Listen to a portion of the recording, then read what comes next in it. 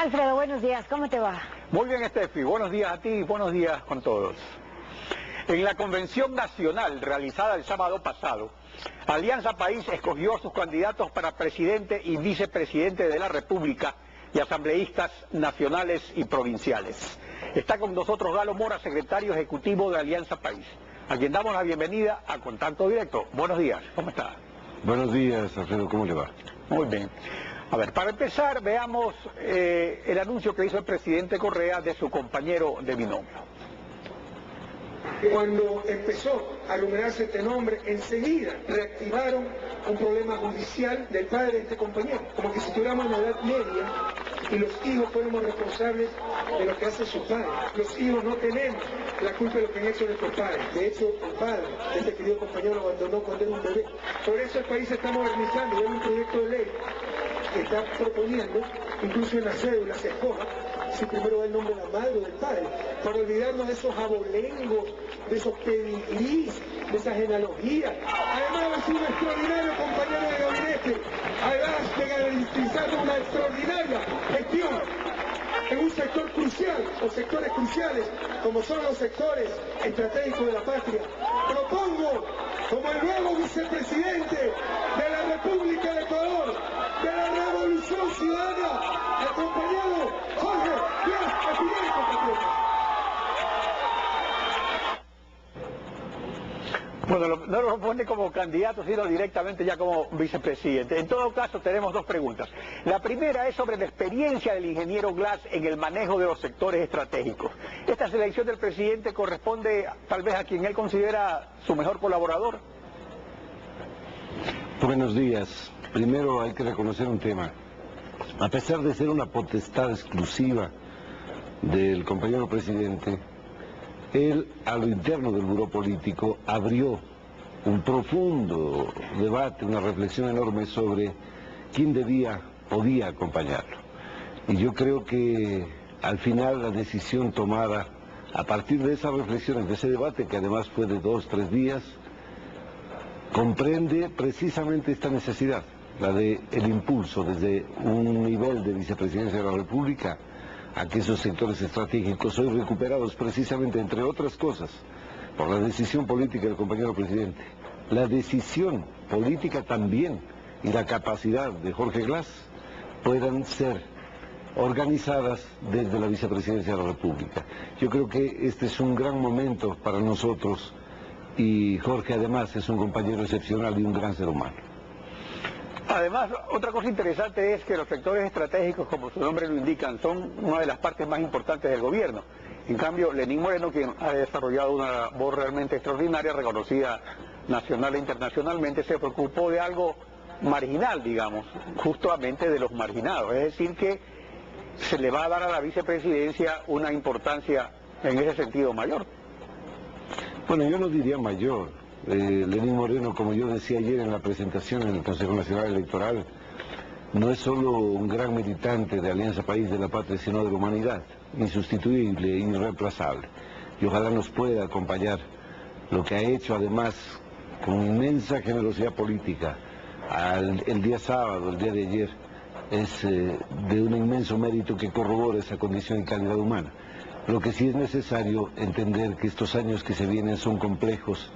Los flujos de la economía mundial pueden ser perniciosos en un momento dado para América Latina y solo un manejo responsable, soberano de esta afortunada condición que hoy vivimos, de la redistribución de la riqueza, tiene que ser profundizada a partir de una comprensión exacta de lo que significan las áreas estratégicas de la economía. No se podría pensar sino en la condición nacionalista de Jorge Glas, ahora que este petróleo ha sido recuperado. Él mismo lo decía, de cada 100 barriles, 80 se iban a las transnacionales. Hoy eso se ha invertido absolutamente y en gran parte también se lo debemos a su gestión. La segunda pregunta sobre este primer aspecto es referente a que el presidente hizo referencia al hecho de los antecedentes de los padres de los cuales los hijos no tienen por qué ser responsables, lo cual es correcto. Incluso propone un proyecto de ley para que los hijos se quiten el apellido del padre o escojan entre el apellido del padre o de la madre. Pero en el caso Glass no se achacó ninguna culpa del padre a Jorge Glass, sino a la inacción del sistema de justicia en el caso de la violación a una niña menor de edad. Entonces aquí más bien el problema sería hasta cuándo el gobierno seguirá metiéndole la mano a la justicia. Mire, es que no se trata de eso. Yo acabo de escuchar a un candidato presidencial hablar precisamente de que el país necesita no hijos de violadores, es decir, como una miseria humana ya incomprensible. Y el país va a censurar ese tipo de actitudes. De eso es lo que estamos hablando, de actitudes miserables, de la peor condición humana, de la peor calaña. Jorge es un extraordinario ser humano y eso se va a reflejar además para quienes no lo conocían en esta campaña electoral. Yo creo que para quienes así opinan y que ahora incluso actúan en el cine, quizá usurpando el papel de los actores, sea mejor, quizá ojalá sean reconocidos así, especialmente si no es una comedia sino una farsa, porque en eso son expertos. Yo creo que no hay que violentar jamás la moral, la ética, la condición humana de cada ciudadano ecuatoriano. No es la justicia la que ha sido intervenida, es la ética la que ha sido violentada. Bueno, precisamente, yo estoy de acuerdo con eso, eso me parece una vileza. Por eso es que yo le pregunto es otra cosa. Le pregunto lo de meter la mano en la justicia, porque por ejemplo, la semana pasada, en el caso de Usal Cogien volvió a ocurrir lo mismo. Entonces, ¿usted cree que eso es correcto, que esa es competencia de un presidente constitucional de la República? Porque eso era lo que ha pasado en el caso Glass. Eso es lo que pasa en el caso de Usal Cogien, que en efecto había una orden de prisión abusiva, que no era necesaria, pero los jueces terminaron anulando el juicio. Entonces, la impresión que queda es que hay una metida de mano a la justicia, y eso está en contra de los principios fundamentales de un régimen democrático. Usted y yo estamos de acuerdo en que ni la vileza ni la injusticia, que la impunidad sea la columna vertebral de la injusticia, que eso pueda permanecer. Yo creo que aquí parece que no estamos valorando la verdadera situación. La condición humana del compañero presidente Rafael Correa lo hace que frente a un hecho inaudito de violentación, de cárcel, de dos personas que evidentemente no son responsables de ese crédito, de destrozar la honra, de destrozar a esas esposas, a esa familia, y que nadie se conmueva. Esto no puede ser. Aquí tenemos un presidente que es inmensamente solidario y sensible, y por lo tanto, si es que él hace una visita de este carácter, yo también, en los programas que he sido invitado a la radio, he defendido profundamente por lo menos aquella naturaleza legendaria de la justicia, a través de la cual nadie es culpable, todo el mundo es inocente hasta que se pruebe lo contrario. Y por lo tanto esa visita no es que coincide, no es que determina, siempre se está pensando, en lugar de la magnitud de la condición humana del presidente, pensar que hay un eslabón y un encadenamiento. Yo estoy seguro que si estuviésemos en otro momento, menos apasionado quizá, podría la sociedad entera, como lo hace la ciudadanía, pero ciertos medios reconocer más bien, en lugar de criticar, decir que esa sensibilidad y esa condición humana permitieron que un presidente, la más alta magistratura del Estado, pueda visitar a dos personas que habían sido privadas de la libertad de una manera tremenda. Claro, y lo lógico era que se los libere, pero no dictar sentencia. Pero resulta que el presidente dicta sentencia, usted dicta sentencia, y ellos se presumen inocentes hasta que no sean declarados culpables. O sea, eso le corresponde a los jueces.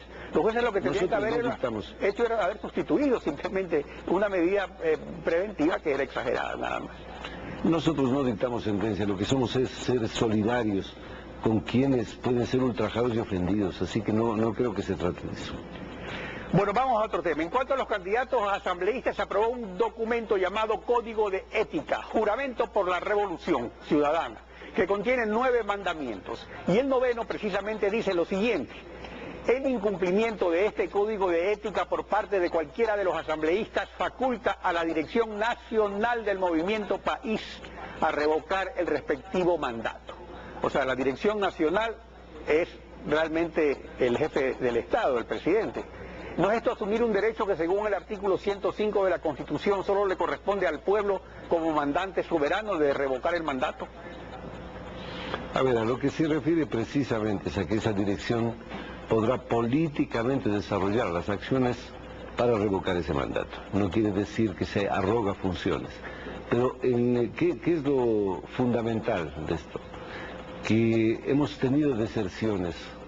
Todo proceso quizá tiene deserciones. Y apóstatas y tránsfugas habrá siempre. Pero es necesario que tengamos por lo menos un nivel de previsión respecto de que nuestra política, de que el programa de gobierno sea el que lleven todos los compañeros asambleístas, las compañeras asambleístas, en el corazón, en el cerebro, como convicción, entendiendo a profundidad la naturaleza de esta transformación. Por lo tanto, no caer en las redes de las probables apologías o de las miserables estatus que se les otorga en ocasiones de levantamanos, de borregos. Yo creo que aquí lo que se debe decir fundamentalmente: soy parte de la Revolución Ciudadana, soy parte de Alianza País y vengo a ser parte también de este programa de gobierno 2013-2017. No nos arrogamos funciones que le corresponden obviamente y en definitiva al pueblo ecuatoriano, pero sí estamos en la capacidad de iniciar las acciones tendientes a revocatorias cuando no exista consecuencia y lealtad en la gente que elegimos. Estamos casi seguros, tras este larguísimo periodo de elección, que eso ahora no va a ocurrir. A ver, licenciado, tenemos que interrumpir un instante la entrevista y la continuamos luego porque hay una cadena de televisión ordenada por la Secretaría de Comunicación de la Presidencia de la República. Vamos a la cadena.